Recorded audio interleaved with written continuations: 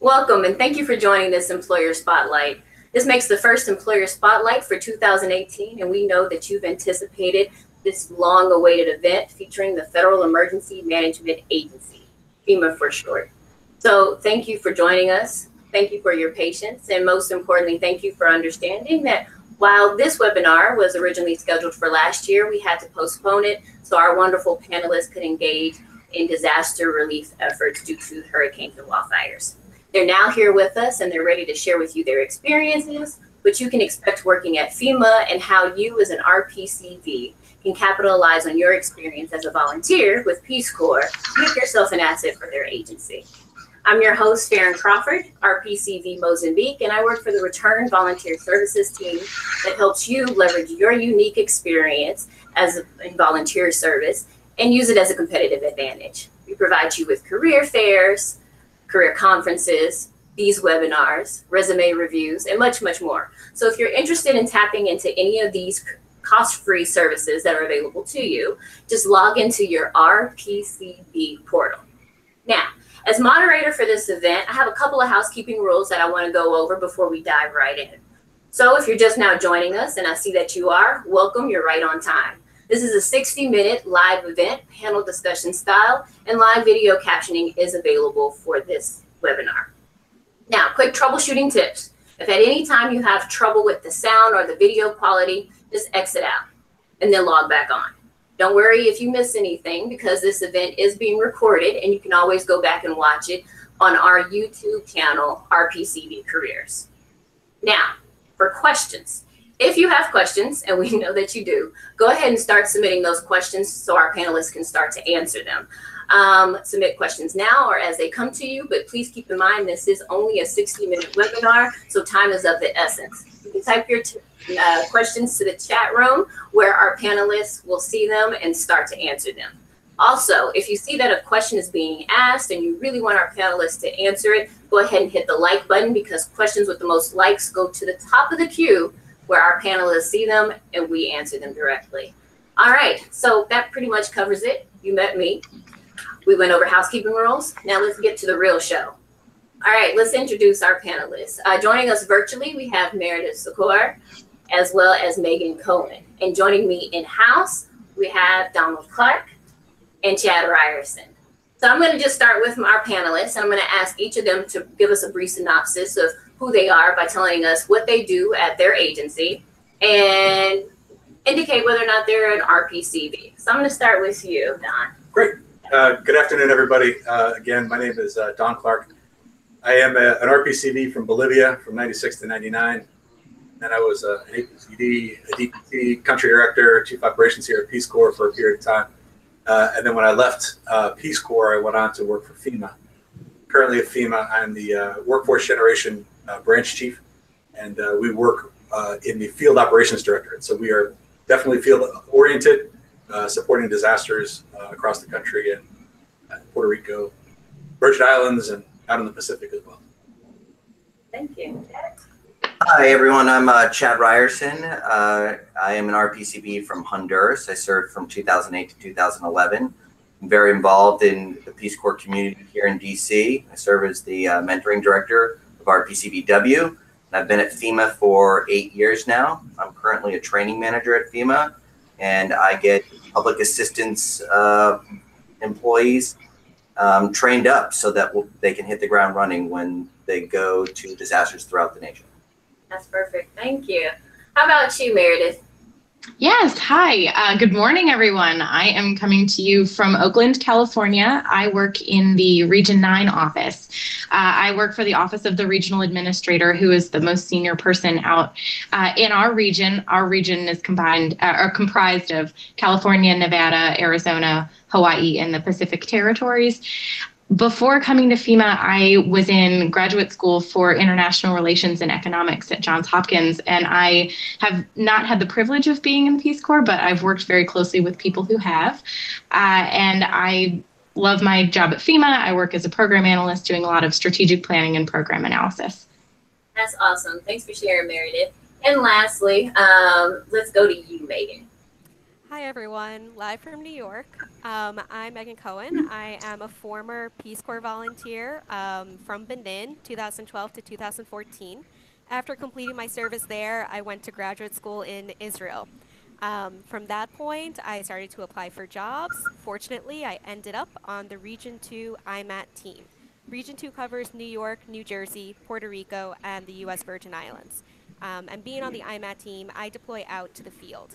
So recently, I deployed out to Texas to support Hurricane Harvey operations, and I also deployed to the Virgin Islands for 4 months to support Hurricane Irma and Maria response operations. Um, in my job, I do a lot of planning and situational analysis.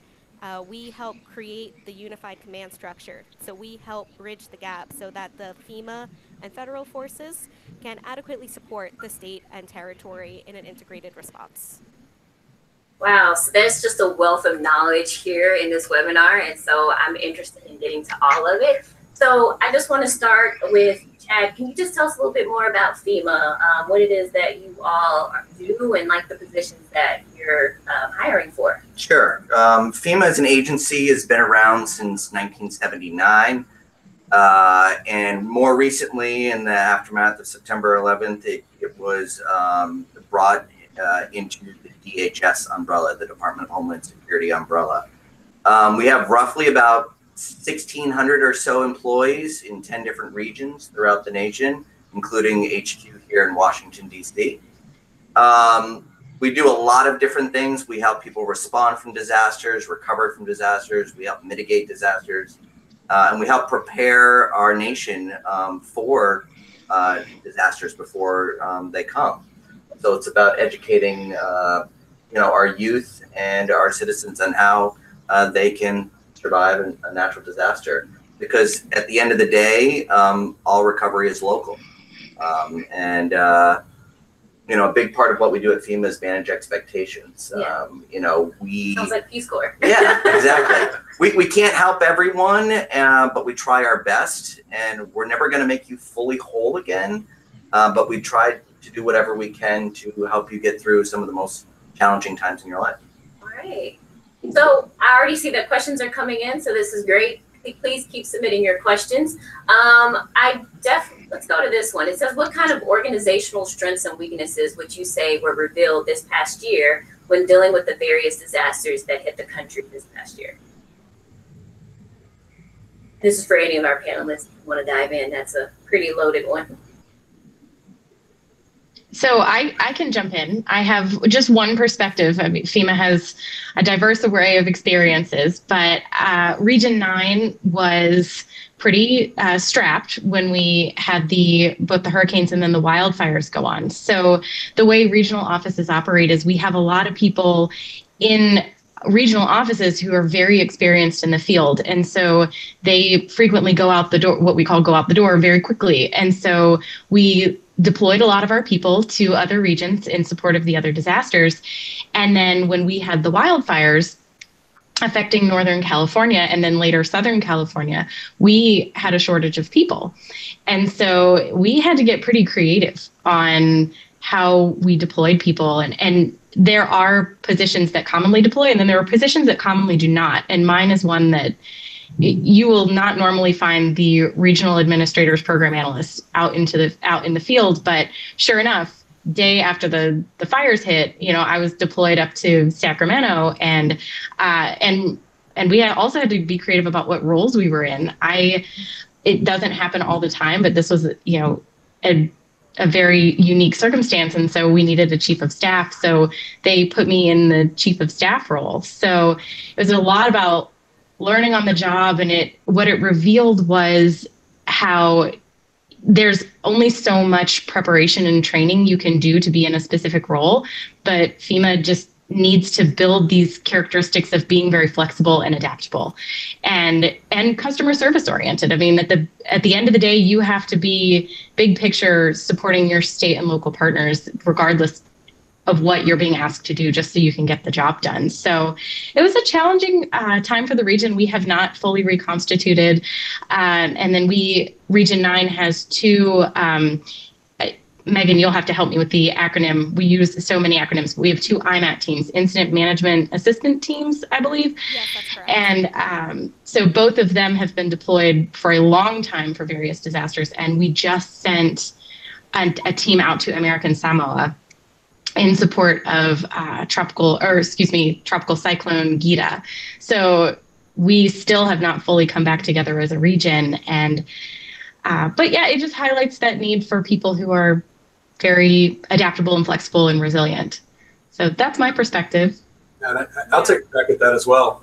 As far as the 2017 hurricane season was absolutely unprecedented. There has never been a moment in time where FEMA has been able to, or been required to mobilize the number of staff that we were required to mobilize for these events.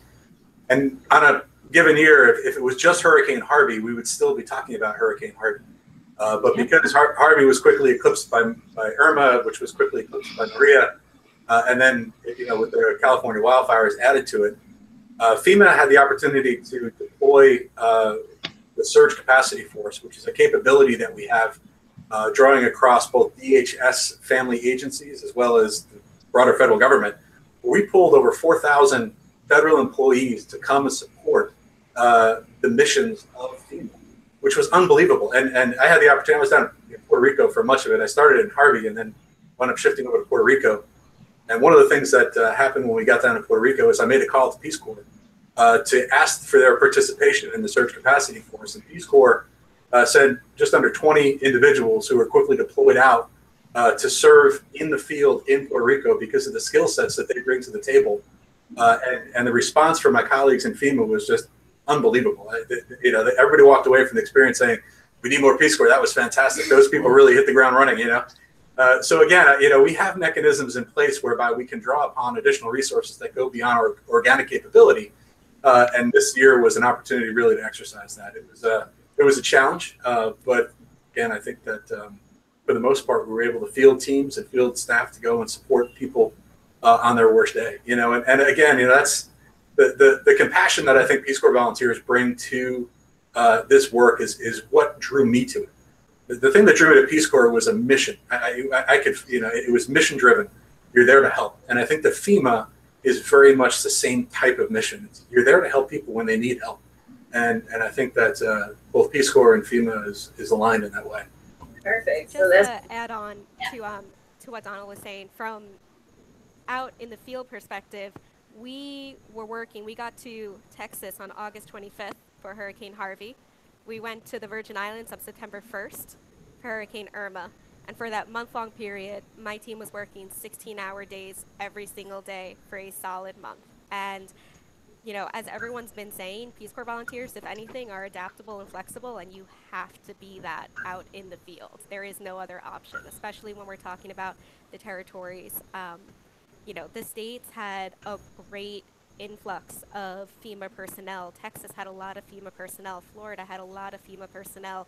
Puerto Rico had FEMA personnel. Virgin Islands did not have that many FEMA personnel. So you really have to learn how to work a lot of different jobs with very little personnel resources. So like everyone's been saying, Peace Corps volunteers bring that hard work attitude to the table. And that's something that a lot of my colleagues can see in me and respect that in me. And at the same time, we definitely need to, as an agency, augment the number of people we have. FEMA has, 15,000 people, and 85% of the FEMA workforce was deployed during the hurricane season, and still wasn't enough. So that's definitely a great way that I think Peace Corps volunteers can try to have an into this agency through those experiences.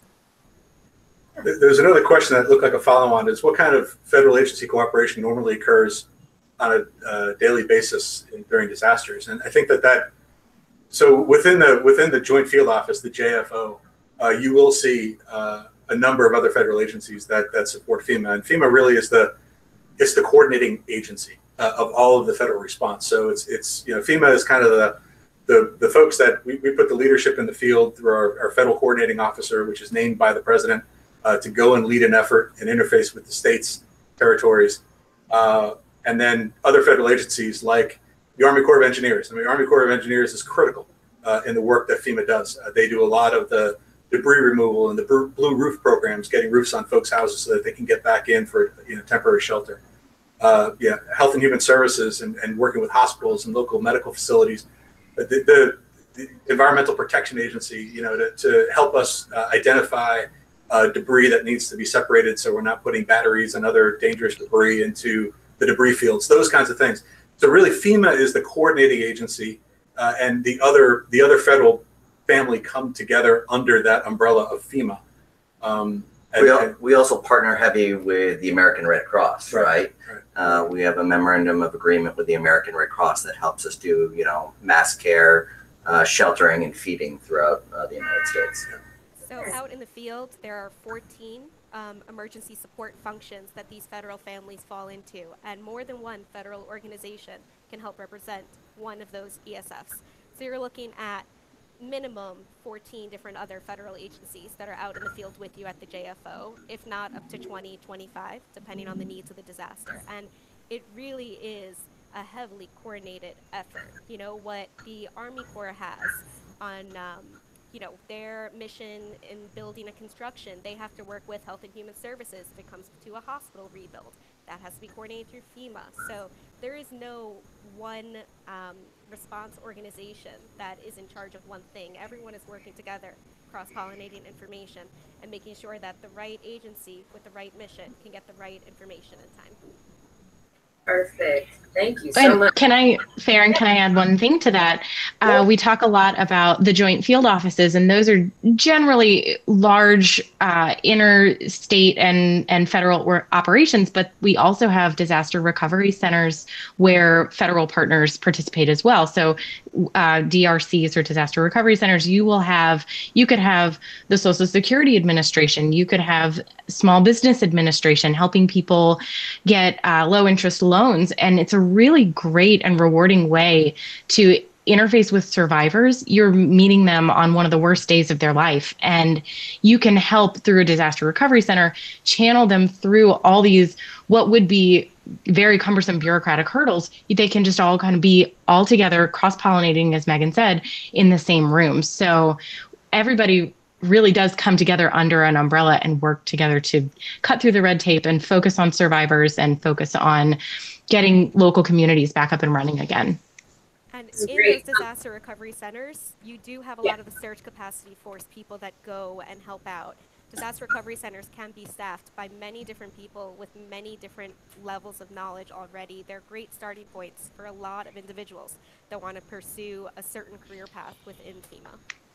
So we're talking about a lot of programmatic things that your agency does. So how does one actually become employed by FEMA? And I'm seeing a lot of questions come in from RPCVs that want to know, like, how do they highlight, or what should they highlight in their resume and application materials? Sure. There's a lot of different ways to get into FEMA. I think the first thing that's important to know is there's a lot of different types of jobs at FEMA and a lot of different types of positions.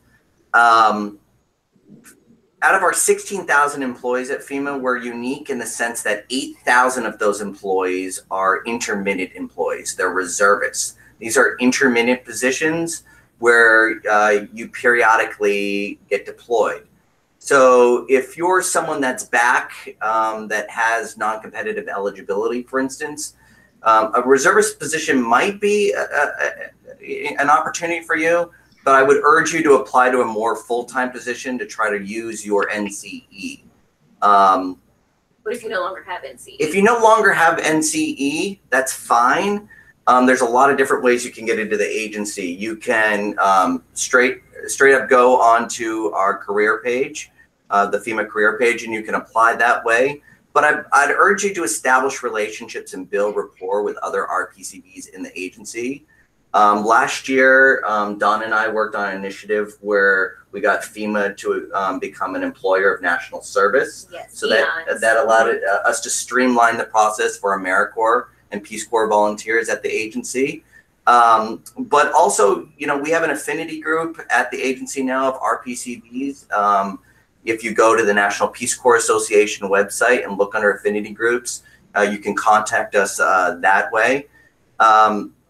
Other ways to get into the agency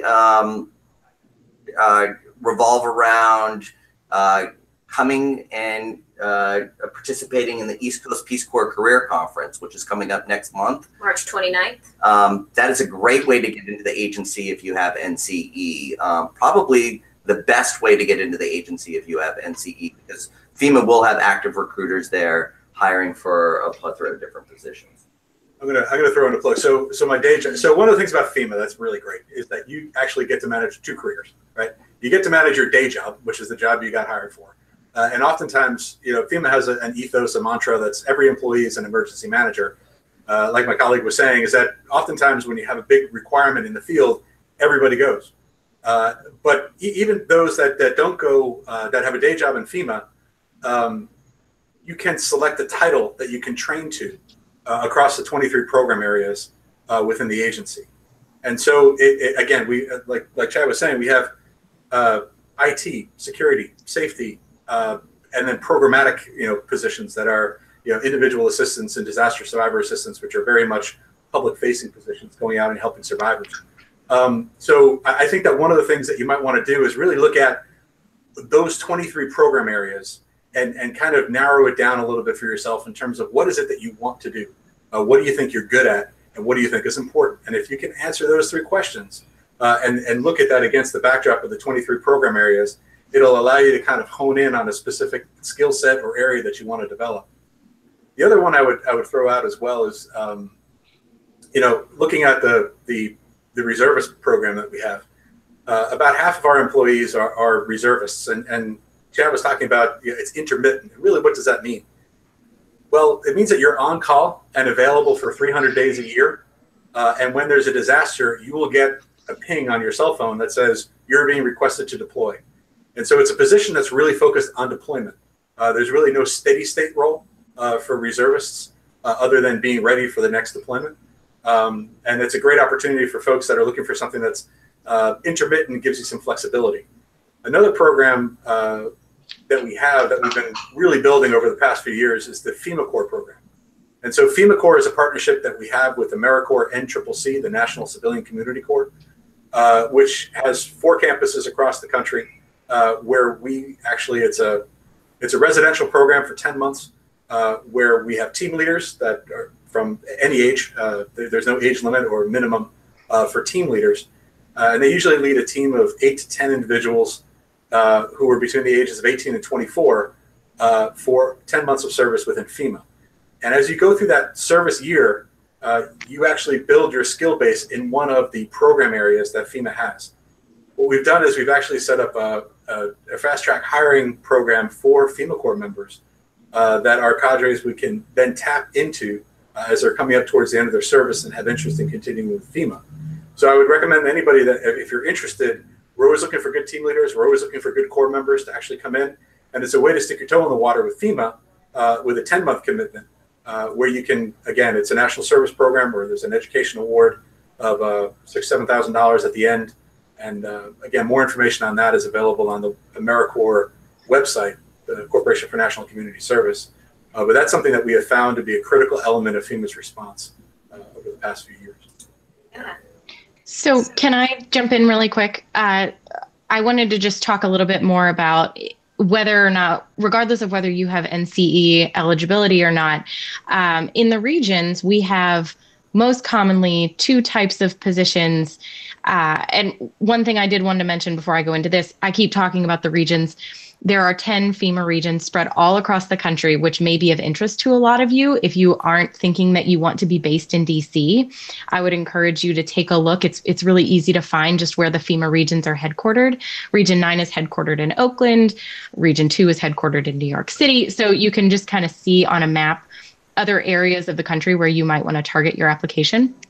But in regional offices, you commonly have 2 types of employees. You have permanent full-time employees and then what are called CORE, but CORE, which is cadre on-call readiness employee. I can't remember what the R means.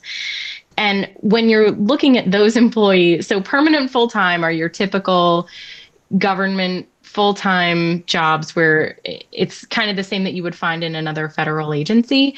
The core CORE jobs are ones where you'll see them advertised as temporary, usually not to exceed 4 years.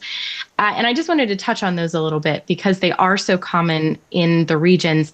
We do consider them temporary positions, but they are oftentimes for positions that are ongoing. And so people will get recertified to continue on in their employment. And that's a way to work as a full-time government employee. You have many of the same benefits. In fact, I think most of the same benefits of a permanent full-time employee. But some people are discouraged from applying for those because they don't really understand the ins and outs of the program. And I would just encourage you to take a look at those and consider both types when you're applying. For those who don't have the NCE status, I applied without having NCE status, and it took me a year from when I started to apply for jobs until I was accepted into a FEMA job. And this was the second or third job within FEMA that I did apply for. And throughout that process, when you do an application with FEMA on the USA Jobs website, there are these qualifying questions that you have to answer. And these qualifying questions might not seem related to your Peace Corps service, but that's where I implore everyone to really think very hard about your Peace Corps service. What did you do? Did you create a program from scratch? Did you manage community healthcare workers? Did you, liaison with the local government officials, with the local mayor? Did you do interagency coordination with other NGOs? All of these kind of keywords are very relevant to what we each did as a Peace Corps volunteer, but no one will necessarily tell us, hey, what you did as a Peace Corps volunteer was great for this position, unless if we explain it to them and we explain that relevance to them. So I would really encourage everyone to think very hard over your Peace Corps volunteer service. It's very respected in the incident management field. Within incident management roles, I would estimate at least half the people have a military background. And they do highly respect the ability of Peace Corps volunteers to go out there, to adapt, to get the job done, to do it politely, to do it kindly, and to do it efficiently. So I don't think that could be understated enough. Everyone should just really review their own experiences, what they bring to the table, and make sure you get those key words and those cross-sectoral relationships that could help make you a really great employee for FEMA. Yeah, the other thing that I'd like to say is, the reality, guys, is that you're probably not going to get your dream job at FEMA, the first job that you apply to. And keep in mind that the federal government, it's huge, and the agency's quite large as well. So don't be afraid to take that GS7 or that GS9 core position. Maybe it's not exactly cookie cutter exactly what you're looking for, but keep in mind that you can do anything for a year or a year and a half, and then when you get inside and you understand the agency better, you can make that next jump to that next grade in a position that's of more interest to you. And a lot of people do that. They start one place in the agency, and through the years they grow and they bounce and they get closer and closer to what they actually think that they want to do within the agency. I want to throw out just a word on competitiveness in terms of how you can make your experience and your background more competitive on your resume. One of the things that we have in FEMA is called the Emergency Management Institute, which is located out in Western Maryland.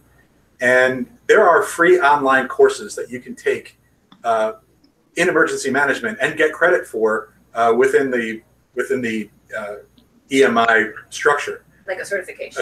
It's not a certification per se, but they're structured courses that it's online learning, and you can take a Saturday afternoon and take an hour or two and begin to just chip away through those. Not only will it give you a much broader orientation into what FEMA work is and what emergency management is, but being able to list those on your resume and showing, a future hiring official, hey, not only am I interested in this, but I've done some work behind it to get myself up to speed. And then if you get the opportunity for an interview, you can speak to specific terminology and kind of the way of thinking of an emergency manager. So I encourage you to head to the FEMA website and look for the Emergency Management Institute and begin to look at some of those courses to begin to give you a deeper orientation into what FEMA does and is and how we work. The other thing to think of is there could be in your community a CERT program. It's a community emergency response team, I think is what the CERT stands for. And if you become involved in your local CERT, again, you'll get a very, very clear view of how emergency management works on the local level. It was said earlier that emergency management is it's local. Really, FEMA comes in, after the resources of the local community and the resources of the state have been somewhat exhausted. That's when FEMA kind of comes in and helps with the federal coordinated response. But a lot of emergency management happens outside of the scope of FEMA before we ever show up. And so getting involved in your CERT program and understanding who those folks are in your community and how that works, again, will deepen your experience and deepen your understanding of how emergency management operates in the field. So I just offer those two as things that you can do now before you even put your resume together. Perfect. And CERT teams, you will find them more often in urban areas. So if you are in a rural area that does not have a CERT team, again, those independent study courses that Donald mentioned are fantastic, but you can also volunteer with other organizations. You can start volunteering with the American Red Cross now. You can start volunteering at your local food bank now. You can start volunteering with Team Rubicon. There's something called the National Voluntary Organizations Active in Disasters, VOADs. Each state has a list of those, and each of those are voluntary organizations that partner with FEMA, with the federal response out in the field. Try to get it in, try to volunteer. While you're applying and doing all of this work, that doesn't mean that you can't start learning about the field you want to get into. Just a little anecdote on Team Rubicon. With the Surge Capacity Force, we had one of the Surge Capacity Force members from GSA wound up working on my team when we were down in Puerto Rico in one of the branches. And she actually turned out to be my operations lead because she was an ops section chief in Team Rubicon. And she was able to cross-pollinate those skills, and she was fantastic and had an amazing ability to play herself into this kind of ongoing and pretty dynamic environment, and was able to kind of put her hands around the ops program and really push things forward. So again, a lot of value from our local partners at BOADs.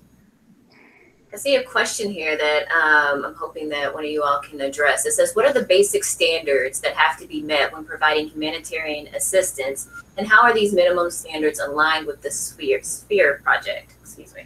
So the SPHERE standards are an international group of standards that are used in refugee camps and any UN-funded emergency program. However, those standards do not apply to the United States. The United States has not adopted the SPHERE standards. It's not because they don't like the SPHERE standards, it's just because there are very different standards that FEMA creates themselves for the individual assistance programs, the housing programs. So they're really like comparing, it's not even apples and oranges. I would say it's like tomatoes and oranges. They're very, very different things.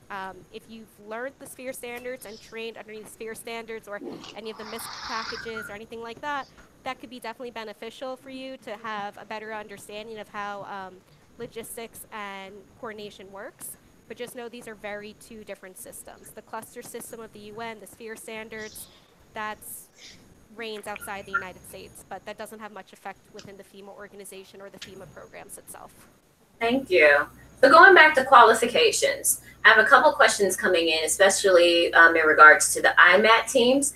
Do you need to have graduate degrees? What is education? What are you looking for as far as educational background? Master's degree important or not? So it depends on your level of experience with the IMAT team. Half my IMAT team, this is their secondary career. They've had 20 years on the force as a policeman, woman, firefighter, army, military of some kind. In that case, they don't need a graduate degree.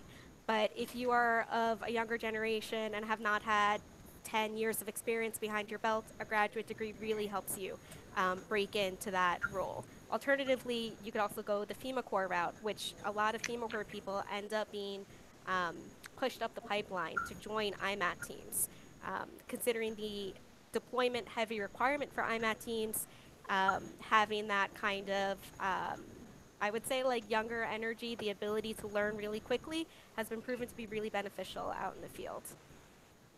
Yeah, and just to give you a sense of IMAT, and in addition to the regional IMAT teams, we have the national IMAT teams, and the IMAT teams go through a rotation, and some IMAT teams spend a month on a 2-hour tether, whereby they need to have a bag packed under their desk and be ready to go in 2 hours notice. So when we say deployment and flexibility and ready to move, we really mean deployment and flexibility and really be ready to move, because oftentimes we'll get a call at 2:00 in the morning, and you've got to be on a plane by first light. So just be aware of that in terms of that kind of FEMA gets into that kind of response level of work, as well as we get into the long-term recovery, which is not quite as dynamic, but very important.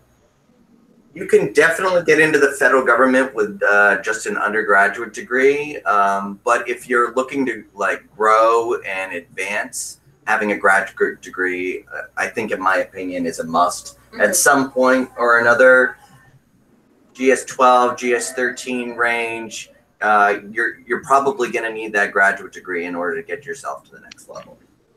What are the opportunities for growth and advancement within FEMA? There's a lot of opportunities for growth and advancement. We have 4 different leadership programs at the agency that are structured towards different grade levels. We have the FEMA Emerging Leaders for GS 7s and 9s.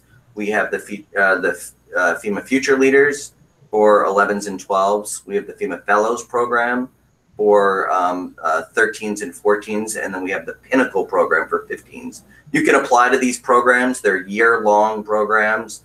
They'll do a series of different tests with you for self-awareness, everything from Myers-Briggs to 360 interviews. So you really get a better sense of who you are. There's great opportunities to do rotations within these programs as well. I completed the Emerging and Future Leaders programs. I did my Emerging Leaders rotation in the FEMA Corps shop and the response directorate, and I did a rotation out at the Emergency Management Institute in Emmitsburg, Maryland for 3 months as well.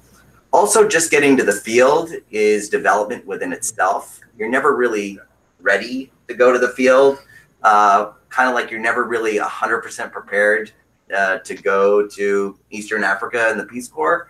But when you get out of the field, it's an education within itself, and you learn and grow so much when you're helping disaster survivors and putting communities back together. And you're trained prior to, right, before just going. And training, of course, each position has a series of training requirements in-house. And so, for instance, I work in public assistance, which is infrastructure repair. And each one of the positions within our cadre have at least 2 to 3 in-house trainings that they have to complete in order to advance through their own career. We also have opportunities to take independent trainings outside of the agency, here in DC or outside of regions. There's always money put aside. National Defense Institute offers master's degrees for DHS employees. We're a training and learning organization, without a doubt. I mean, we spend a lot of time training and learning and improving and staying up to speed on trends in emergency management and trends in the specific areas of our disciplines across the 23 programs. So, yeah, there are a lot of opportunities for training and self-improvement, professional development as we go through. So there's a field-based. Oh, go ahead.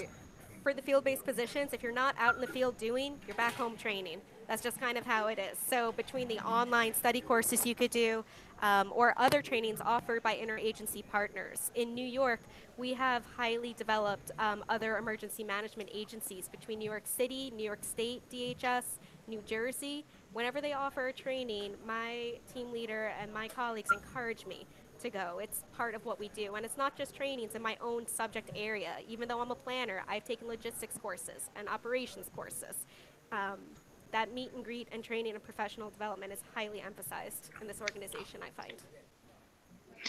So, and it's not just trainings. We conduct a lot of full-scale exercises where, we will actually deploy people out to Guam to simulate recovery from a catastrophic tropical storm or something. And FEMA really truly does invest heavily in making sure that their employees, regardless of what type of employee you are, is brought up to speed and prepared as best you can be. You can never be fully prepared, but it goes back to that being adaptable and flexible. Flexible and adaptable. Absolutely. So I have a question. Go ahead. I was going to say, as a country director, I used to say to volunteers when they came into the country, and they were very nervous about learning Spanish and what they were going to do when they got into the field. And I would always say, on the first day when they arrived, I said, look, give me a volunteer with great language skills. Give me a volunteer with great technical skills. Give me a volunteer with great attitude. Take the attitude every day, because I can teach somebody how to speak a language. I can teach you how to do a job, but I can't teach you how to show up every day and be positive and be ready for anything. So again, if you are that type of person and you can project that in your interactions with FEMA, go for it. It's going to be fantastic. Yeah. So I heard a lot of things, and you just touched upon language. Is language important at FEMA as well? Like having a language background? Absolutely. I think that languages, we're always challenged in even within the lower 48, even if it's not a Puerto Rico situation. You go across every city and community in the country and you have non-native English speakers who are much, much more comfortable, as we all know, from the Peace Corps side, speaking in their home language. And so I think that Peace Corps has got a great opportunity in terms of bringing your language skills back to the table and offering that up. In fact, in our deployment tracking system, which is the system that we use to identify who is going to deploy out next, language is something that we absolutely capture, and we will deploy based on that if the requirements are include a language. Example of that is Superstorm Sandy in New York City. A number of years ago, we had 60 different languages that were needed, boots on the ground, and we had to find different people in our agency that could speak those different languages to get the word out on how our citizens could be provided disaster assistance. So another consideration to add to that is oftentimes it's not just being able to speak a language, it's having that cultural awareness and sensitivity to approach people in a way that they are comfortable. And this happens a lot when we're interfacing with the Pacific territories. There are a lot of differences from the way that, life happens on the mainland and in the lower 48 than it does in American Samoa. And just coming at it from a perspective of, okay, I'm not going to go in here and impose my way of thinking. I'm going to listen and try and reflect the cultural sensitivities of where I am. I feel like that's a very close tie-in to what you guys had to do in the Peace Corps that resonates across FEMA. Yeah, so if you all haven't picked up on this yet, they are looking for RPCV. The definition of everything that they've said here relates to you all, right? Everything that you've done in the field, everything that you've learned as a Peace Corps volunteer, FEMA is looking for. And so you all are excellent candidates for the positions that are available. So where can they find these positions? Well, I had a couple of hiring managers come to me over the last couple of days, and they're interested in seeing RPCV resumes.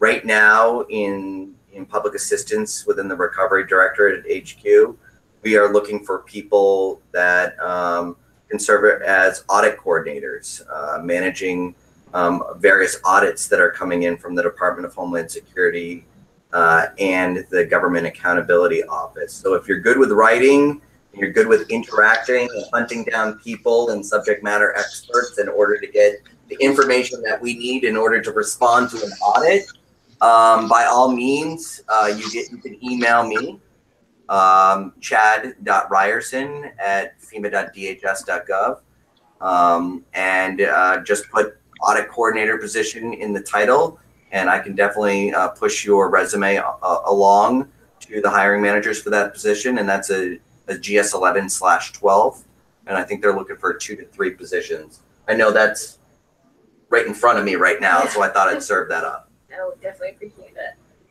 USA Jobs is another way. And I mentioned one other piece too.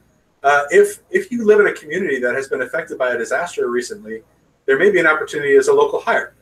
So oftentimes what will happen is that when FEMA is in the field, after the initial response and we kind of shift towards recovery, as we go through that shift, we'll reach out to the local community and we will hire from that community to come into FEMA to support the ongoing recovery effort. So again, it's another path. In fact, one of our national IMAT team leads is originally from Puerto Rico, and he started with FEMA 23 years ago as a local hire. And in fact, my colleague's boss out there in Region 9 as well started as a reservist. There's lots of ways to go in terms of getting into the FEMA world. And I think that across the agency, from the entry-level positions all the way up to senior leadership at this point, people have come in through many, many paths. So again, find the one that's right for you. I think that, again, Chad had mentioned networking, always a good idea. Reach out to folks that you know that work in the agency, or use LinkedIn to kind of do the once removed, or the seven degrees of separation. Find out who's close to you, and get those intros, and just have coffee, and learn about what FEMA is and what opportunities may be available. Is a great way to do it, aside from USA Jobs. On the horizon, we have long-term community recovery offices that are going to be set up in Puerto Rico and in Texas. So there'll be a lot of opportunities in the ensuing months for positions there. We will also be standing up what's called a consolidated resource center in Sacramento, California over the ensuing months. And there should be a lot of opportunities in California for FEMA positions. So currently on USA Jobs, there are actually a lot of opportunities for Puerto Rico. There are a lot of jobs opening up in Puerto Rico right now on USA Jobs. If you look, even if these jobs require a higher experience level than what you have, I would still, in the job search game, you always have to look, what do you want? What do you want to have one day? What are those qualifications? And how can you work on starting to get them now? So if you are interested in the local hire route, or anything involving Puerto Rico in this response, I would encourage you guys to look on USA Jobs for those things. Okay, and are any of these positions hiring through Schedule A? Are you aware of that? So Schedule A is the equivalent of our permanent full-time employees. There's like 3,500 PFT employees at the agency. So yeah, if you have Schedule A, you would be competitive for a permanent full-time position within the agency. But if you have Schedule A, you'd also be competitive for like one of our core positions, which are these 2-year temporary roles. We mentioned a little bit this before, but please do not hesitate to apply to core positions. There are people that spend their entire careers as cores, and they just get re-upped every 2 years. So don't let that deter you from applying to core positions. Literally, I've seen people go from GS7s to GS14s that were core. So you can grow with the agency in that position title. And I started with FEMA as a core. Yeah. It was something that the job was right, and I took the job because it was the right job, and that well. So for RPCVs who are older and not necessarily in a position to join FEMA Corps, will a master's in counseling and or experience as a social worker be enough to garner the attention of a recruiter? Yeah, absolutely. Yeah. Definitely. Individual assistance does a lot of case management. Disaster survivor assistance does a lot of case management. So if you have a background in social work, in case management of any kind, those are 2 program areas that would really look favorably upon your resume. Well, and one tip I would add, usually at the end of the USA Jobs, I know it can be a really daunting system, but at the end, there's usually a point of contact, like a human resources point of contact listed. And I have heard repeatedly that it's a best practice to just send a casual, polite email, really short, and say, I'm really interested in this position. I've submitted my materials after you've completed your application, and just highlight that you have, if you have NCE, highlight that you have NCE. So it's just an extra flag for that person. But then, you never know. It might not lead to anything, but it's always a way to kind of open the door to conversation and really be in contact with the recruiters. So that's another way that you can get in. I like to tell Peace Corps volunteers, when it comes to NCE, make sure that you are indicating that you have NCE at the top of your resume, but also you can attach the 1-page what is NCE document to your federal government resume on USA Jobs. And that's a best practice I've found. If you don't have that 1-pager, you can get something like that from Jody Hammer in the Career and Counseling Center. You can attach that. And the reason that that's important is because there is a lot of turnover in human resources. And sometimes you get in front of human resource specialists that don't necessarily know what NCE is. So if you attach that we're constantly educating, right? So that's an opportunity to educate someone in human resources that, hey, it's going to be a lot easier to get this RPCV system. So if you need to request any documentation of your service, be it NCE, your description of service, just email us at certify@peacecorps.gov. Now, this next question, how much is a degree in emergency management necessary? Again, degrees in emergency management are fantastic. It's around, it's a good way in. But I do want to emphasize that the 23 program areas that FEMA has, I mean, we're looking for high tech, high quality IT specialists and IT professionals to come in and work with us. We're looking for program analysts that can do a lot of the writing that needs to be done in terms of a lot of the analysis that we're doing. Again, my colleagues in our office in field operations, we have a few attorneys that are not practicing attorneys, but they have degrees in law. We have folks that don't have master's degrees that have come in and they have a tremendous amount of experience in the field. We have folks that have degrees in emergency management. We have folks with degrees in the fine arts. Really, I think it depends on what it is that you're looking to do. But I would not say that, to answer the question, I would not say that a degree in emergency management would, or not having a degree in emergency management would preclude you from a job. Is there a specific track that would be best for people with renewable energy access backgrounds? The Department of Energy. Not to sound glib or anything, but remember how we said all of the other federal agencies who are with us on the ground? I mean, Department of Energy was a key player in Puerto Rico and Virgin Islands, key player in Florida and Texas, and they have their own job types that are meant to be deployment to disasters. So within each region, within each of the Department of Energy's regions, and they're broken up differently than from FEMA, they have a point of contact that's meant to go out to field response, that liaisons with FEMA during steady state. So, FEMA, as much as I love FEMA, it's not the only organization that does emergency work, especially within the federal family.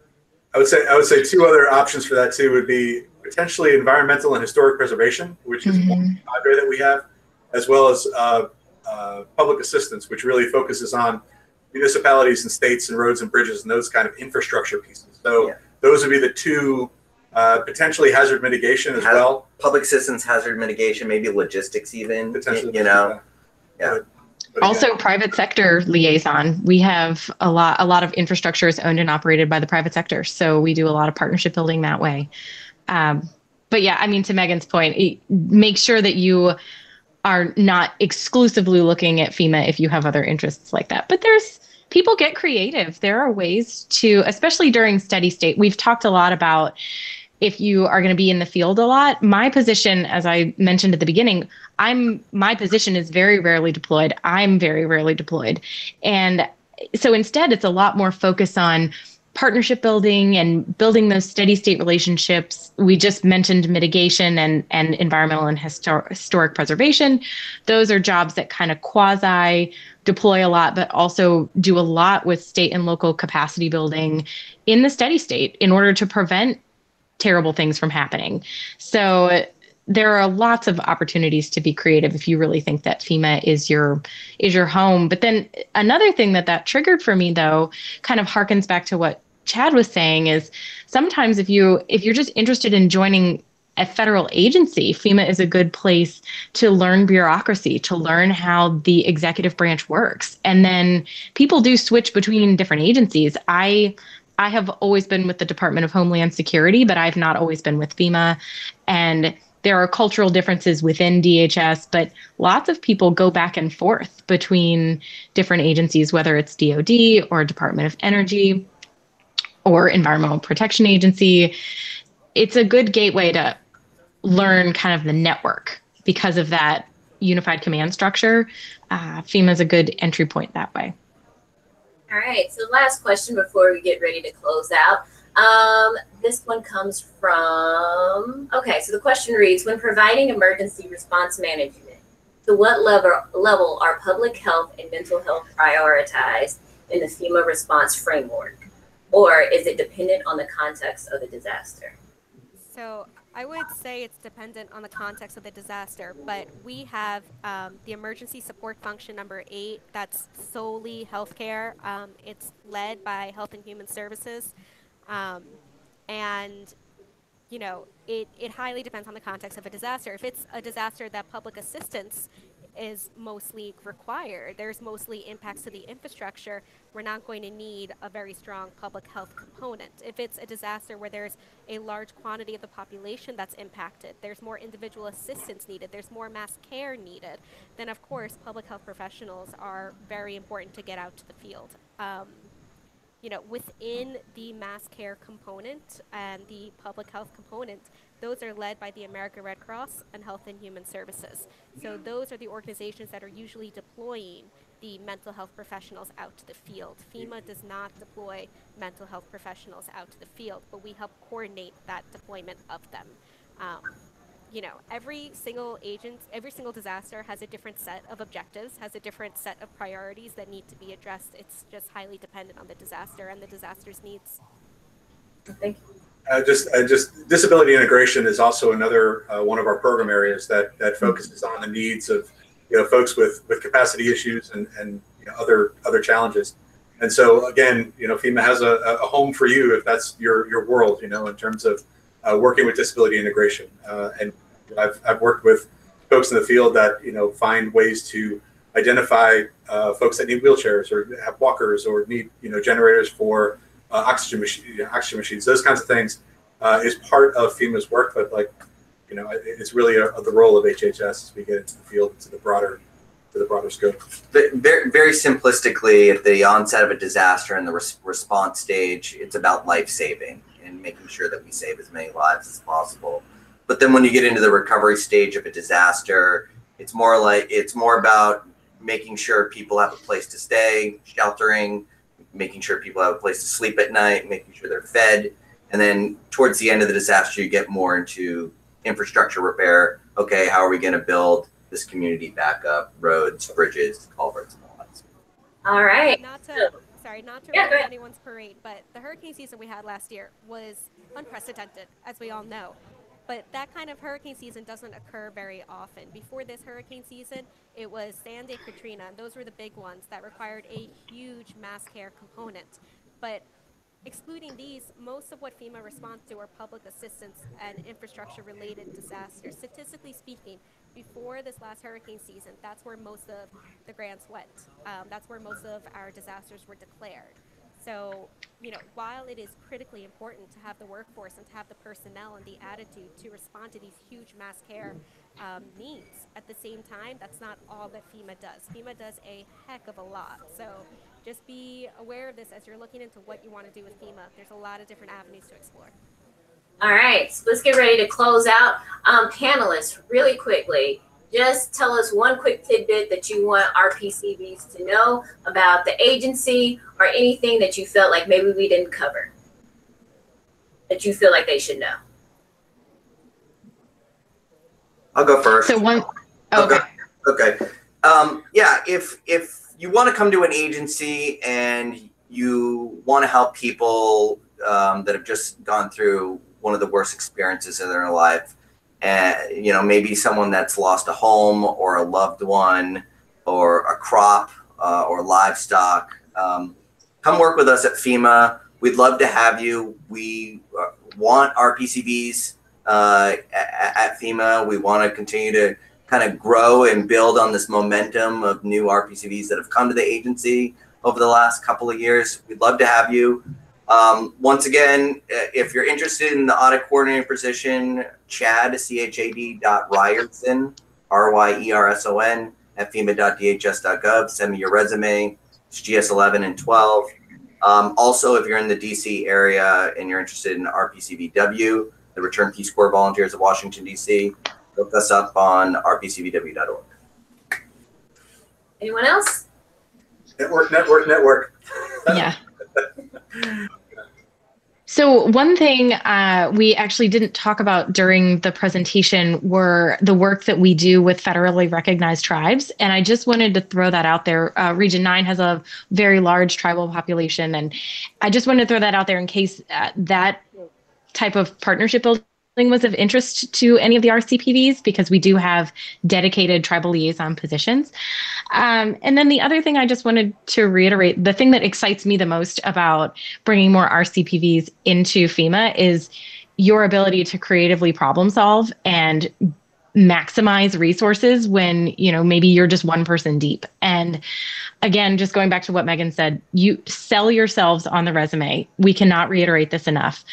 Make a really clear line on how your volunteer service gave you those skills to help communities, and that's can help you find a position with FEMA. Thanks. Megan, anything else? You know, everything Meredith just said, in terms of emergency work, when I'm out in the field, I want another Peace Corps volunteer with me, someone with that skill set, or someone from the military. Because at the end of the day, we all know something has to get done. There might not be a lot to do it, but we got to get it done anyway. And that is the most important thing, in my opinion, in emergency management, is to have that kind of attitude. So, you know, if you guys ever want to reach out, if you guys ever want to learn more, the Peace Corps Volunteer Affinity Groups is a great way of doing it. But definitely sign up. Try everything you can, because we need you guys. Thank you. Thank you all for being here. Special thanks to my guests, Meredith, Megan, Don, Chad, RPCV team. Thanks for helping produce this. Joshua Kim, our marketing specialist, Jody Hammer, and Nicholas Crane, our career development specialist. So if at any time you need help, don't forget to log into your RPCV portal. This concludes this broadcast. And remember, you can always go back and watch it online on our YouTube channel at RPCV Careers. Thank you and have a great day.